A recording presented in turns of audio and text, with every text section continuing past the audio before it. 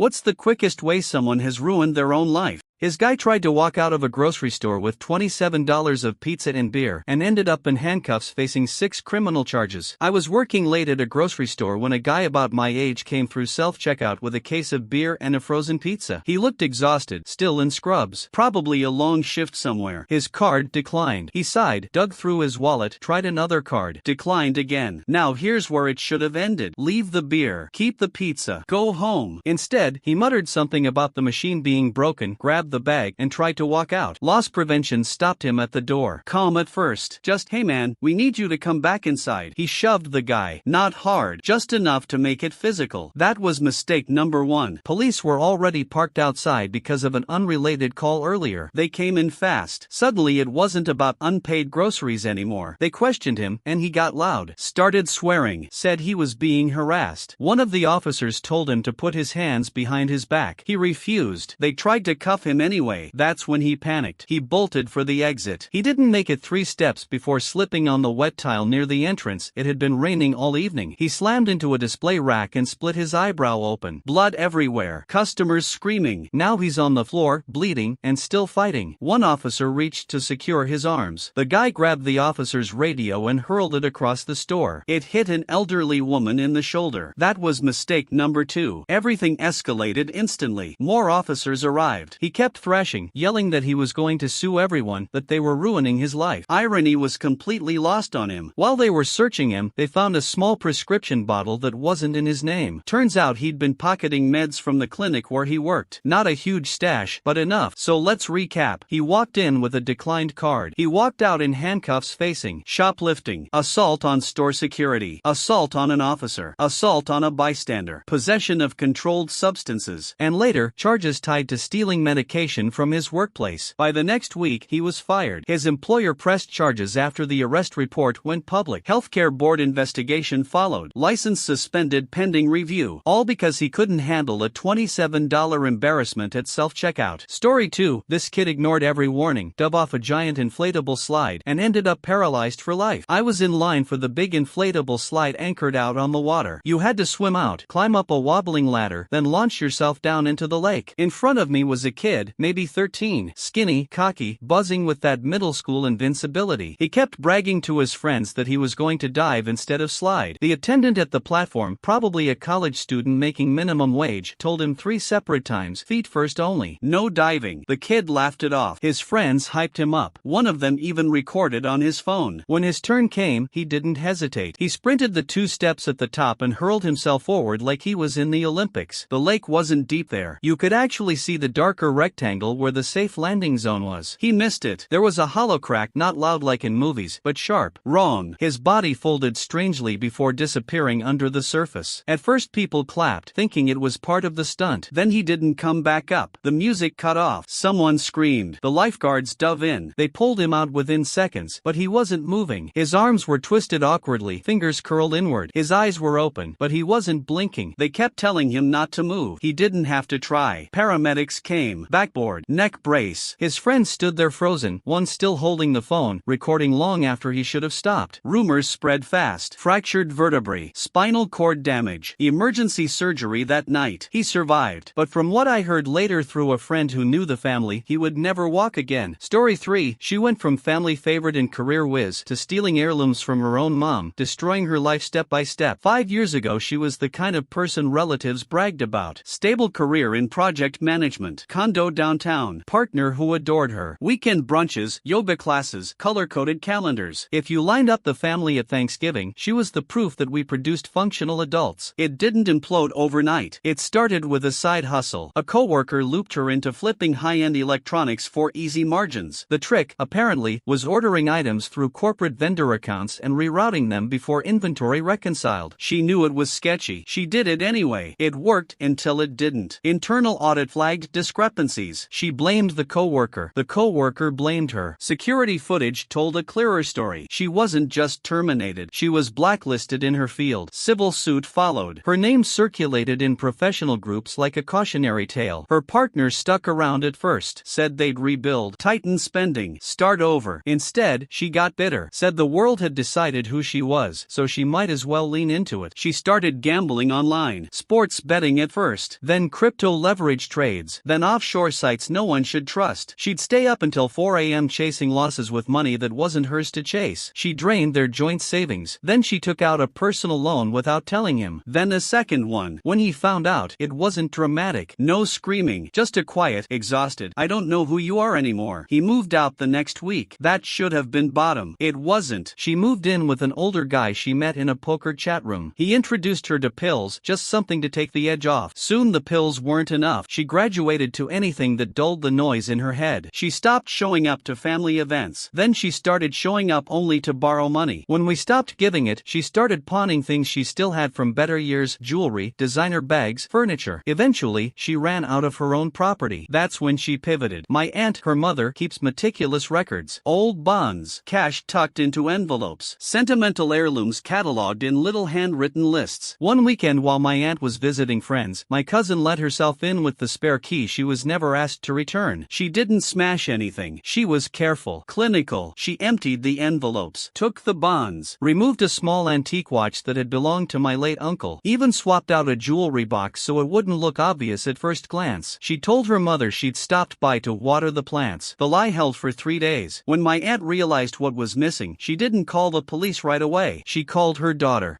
My cousin denied it calmly, even suggested maybe the cleaning service had done it. Security cameras from a neighbor told a different story. Now there's an investigation. Lawyers, frozen bank accounts, rehab has been offered. Refused. Story 4, he blew a second chance at his dream job, then doubled down by sneaking back in, trying to steal tools, and burning every bridge. This happened at a manufacturing plant I used to work at. Huge place, good pay, union protection, benefits people wait years to get. Hard to get hired, even harder to get fired. He was 22, fresh out of trade school, first real job. Bought a used truck the week he got his offer letter. Posted about finally making it on social media. About 3 weeks in, he got caught sleeping in his car during lunch with a vape pen and a little bag of weed. Company policy was strict because of heavy machinery. Zero tolerance. HR could have terminated him on the spot. Instead, they suspended him for 2 weeks and made him complete a substance awareness program. Union rep fought for him. Supervisors vouched for him. Everyone said the same thing. He's young. Don't ruin his life over one mistake. He came back quiet, head down, apologetic. That lasted maybe a month. One Friday night, some of the crew went out. He showed up already buzzed. Started bragging about how the company couldn't touch him because of union rules. Said they needed him. Monday morning, random safety check. They did a breathalyzer, standard procedure after a near-miss incident on another shift. He blew positive. Not sky high. Just enough. Second chance evaporated instantly. But here's the part that still baffles me. Instead of laying low after getting terminated, he started showing up at the plant parking lot to hang out with his old co-workers at shift change. Management warned him to stay off property. He didn't. Security escorted him out twice. Then one night he decided to prove something, I don't even know what. He waited until late shift, slipped through an unlocked side gate, and went inside to grab tools he claimed were his. They weren't. Cameras caught everything. Now it wasn't just a policy violation. It was trespassing and attempted theft of company equipment. Police were called. You'd think that would be rock bottom. 2 weeks later, while awaiting court dates, he tried applying at a competing plant. Lied on the application about why he left his previous job. HR there called for a reference check. His former supervisor didn't even have to say much. Ineligible for rehire was enough. Offer rescinded. Court came. Fines. Probation. A record that follows him every time he fills out an application. All because he couldn't stop doubling down. Story 5. This happened at a manufacturing plant I used to work at. Huge place, good pay, union protection, benefits people wait years to get. Hard to get hired, even harder to get fired. He was 22, fresh out of trade school, first real job. Bought a used truck the week he got his offer letter. Posted about finally making it on social media. About 3 weeks in, he got caught sleeping in his car during lunch with a vape pen and a little bag of weed. Company policy was strict because of heavy machinery. Zero tolerance. HR could have terminated him on the spot. Instead, they suspended him for 2 weeks and and made him complete a substance awareness program. Union rep fought for him. Supervisors vouched for him. Everyone said the same thing. He's young. Don't ruin his life over one mistake. He came back quiet, head down, apologetic. That lasted maybe a month. One Friday night, some of the crew went out. He showed up already buzzed. Started bragging about how the company couldn't touch him because of union rules. Said they needed him. Monday morning, random safety check. They did a breathalyzer, standard procedure after a near-miss incident on another shift. He blew positive. Not sky high. Just enough. Second chance evaporated instantly. But here's the part that still baffles me. Instead of laying low after getting terminated, he started showing up at the plant parking lot to hang out with his old co-workers at shift change. Management warned him to stay off property. He didn't. Security escorted him out twice. Then one night he decided to prove something, I don't even know what. He waited until late shift, slipped through an unlocked side gate, and went inside to grab tools he claimed were his. They weren't. Cameras caught everything. Now it wasn't just a policy violation. It was trespassing and attempted theft of company equipment. Police were called. You'd think that would be rock bottom. 2 weeks later, while awaiting court dates, he tried applying at a competing plant. Lied on the application about why he left his previous job. HR they're called for a reference check. His former supervisor didn't even have to say much. Ineligible for rehire was enough. Offer rescinded. Court came. Fines. Probation. A record that follows him every time he fills out an application. All because he couldn't stop doubling down. Story 6. He popped a wheelie in rush hour traffic to show off. 10 seconds later he was sprawled across the asphalt with a collapsed lung, shattered bones, and a career-ending injury. It was late afternoon, clear sky, dry pavement. I was riding in the passenger seat while my coworker drove us back from a job site. Traffic was moving steady, nothing unusual. 2 lanes each direction, light breeze, radio low. Up ahead, maybe 100 yards, a motorcycle was weaving, not aggressively at first, just impatient, slipping between cars whenever there was a gap. My coworker muttered, "He's gonna regret that." We watched it unfold in slow motion. The rider popped up into a wheelie for a second, showing off, I guess. The front tire dropped back down crooked. He overcorrected. The bike fishtailed. Then it clipped the rear corner of a pickup. There wasn't a huge explosion of noise, just a violent scrape and the sight of metal tearing across asphalt. The rider launched. I've never seen a body move like that outside of a stunt video. He hit the pavement shoulder first, then helmet, then rolled. The bike slid on its side, sparks spraying behind it like fireworks. He stopped moving in the middle of the lane. Cars screeched. People yelled. Someone ran into traffic waving their arms to stop oncoming vehicles. We jumped out too. He was conscious. That's the part one can't forget. He was conscious and trying to sit up, but his arm bent in a direction arms don't go. His leg was twisted under him. His visor was cracked, and he kept gasping like he couldn't fill his lungs all the way. The pickup driver was shaking, repeating, "He came out of nowhere." A woman knelt beside the rider telling him not to move. He kept saying, "I'm fine, I'm fine, I just need to stand." He wasn't fine. Paramedics got there fast. They stabilized his neck, cut away his jacket. There was blood soaking through his jeans from somewhere near his thigh. One of them quietly told the other to call for a trauma team. Traffic was backed up for miles by then. We gave statements. Found out later from local news that he survived. Before we move on to the next story, don't forget to like and subscribe. Let me know your favorite part in the comments and share your own story too. Has anything like this ever happened to you? Story 7. I told a man he couldn't enter the gym because his membership was overdue. 20 minutes later, paramedics were smashing his car window while he overdosed in the parking lot. I used to manage a 24-hour gym. Nothing fancy. Fluorescent lights, rubber mats, protein shake fridge humming by the counter. Nights were usually dead except for insomniacs and a few serious lifters. It was around 1:30 a.m. when he stumbled in. Mid-30s maybe. Already sweating, jittery, eyes too wide. He scanned his key fob at the desk, but it flashed red, membership overdue.